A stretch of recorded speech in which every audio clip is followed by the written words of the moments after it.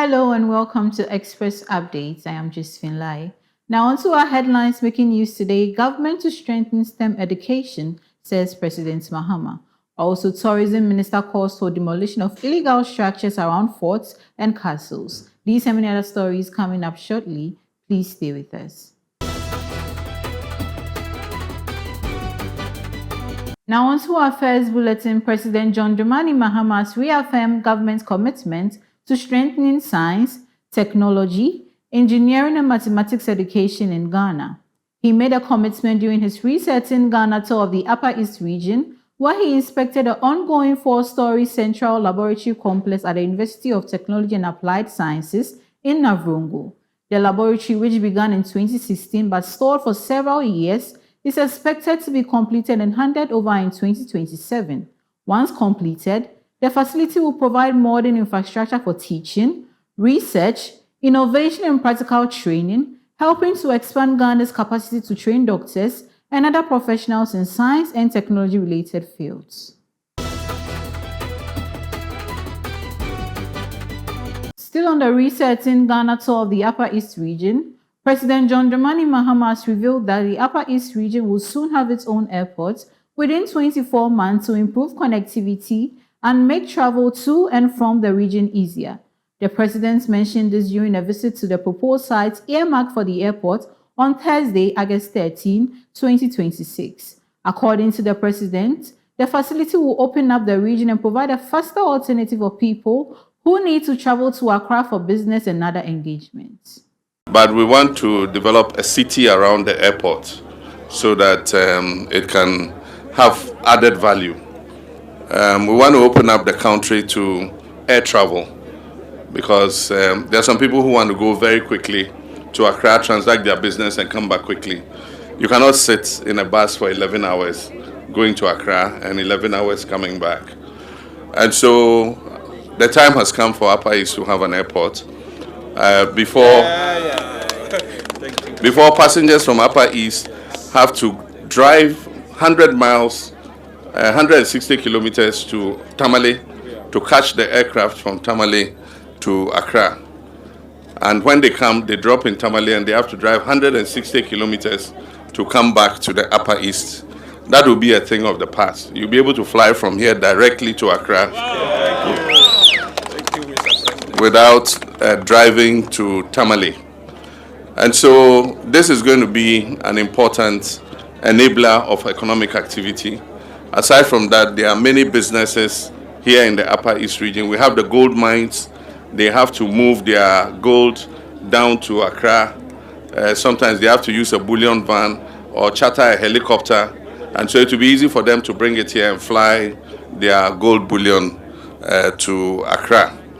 And so, like he said, the project is 24 months. I've been following the process of the procurement. I want us to let it go quickly.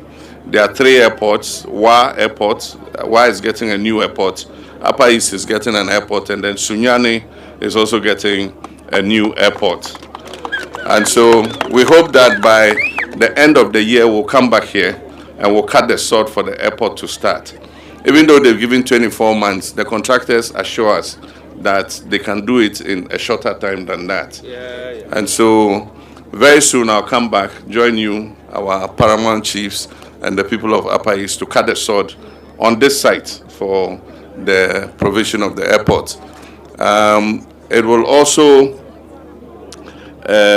help to open up the country, because when investors come and they want to come and set up an industry here, they want to be able to travel quickly and back.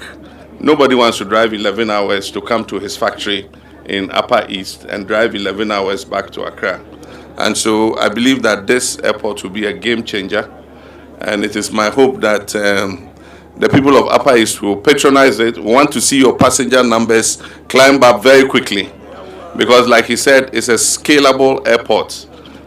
We've designed it such that you can expand the airport. So we're starting with 100,000 passengers, but I know that Upper East Airport is going to grow, phenomenally. So maybe in a year or 2, you exceed the 100,000, or 3, you exceed the 100,000.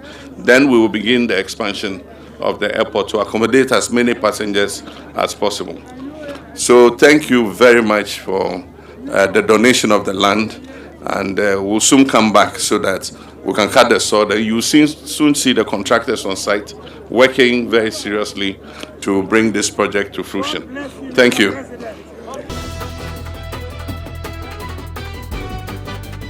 Away from that story, Minister for Tourism, Culture and Creative Arts, Honorable Jifar Gomashi, has called for the demolition of illegal structures encroaching on Ghana's forts and castles. She made the call at a symposium on the Korea-Ghana Heritage Project in Accra, where she expressed concern over the growing encroachments on the country's heritage sites. Ms. Gomashi said the illegal structures threaten the beauty, integrity, and long-term preservation of the forts and castles. She stressed the need for urgent action, alongside stronger engagement with communities living around the heritage sites to secure their support in protecting Ghana's cultural heritage. Often, we leave out the engagement with the community, and so they don't see the importance of why I would, for example, call for the demolition of illegal structures around the forts and castles.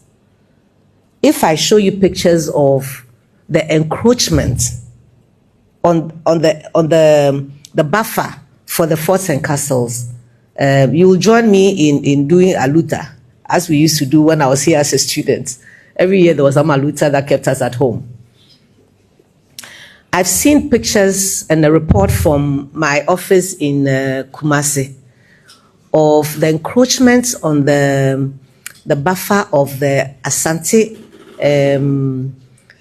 traditional homes, to the point where one developer has actually dug, when he dug the foundation, he's deposited the debris in front of the entrance to that heritage site.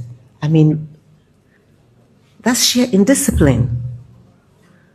How is it that people looked on or gave permits, or maybe they didn't give permit, but as the structure was coming up, nobody thought to say, this is wrong?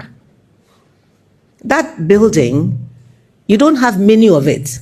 It's in Asante and it's in the northern region as well.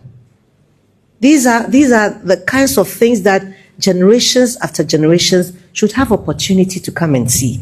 And yet, our indiscipline has extended into these areas. UNESCO in 2020, 2022 and 2024 sent a reactive committee to this country. The reports have carried this. I've talked about it as often as I can, and still we're doing it. I'm going a notch higher. Please, notice is served.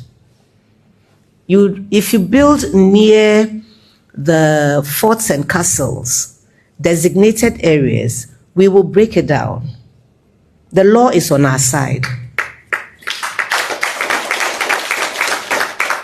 It's not being broken out of hatred or dislike.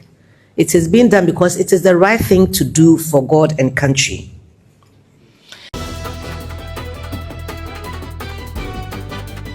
Now on to our last bulletin. The Ghana Cocoa Board has banned licensing buying companies from purchasing cocoa beans from farmers on credit, warning that companies that breach the directive risk losing their operating licenses.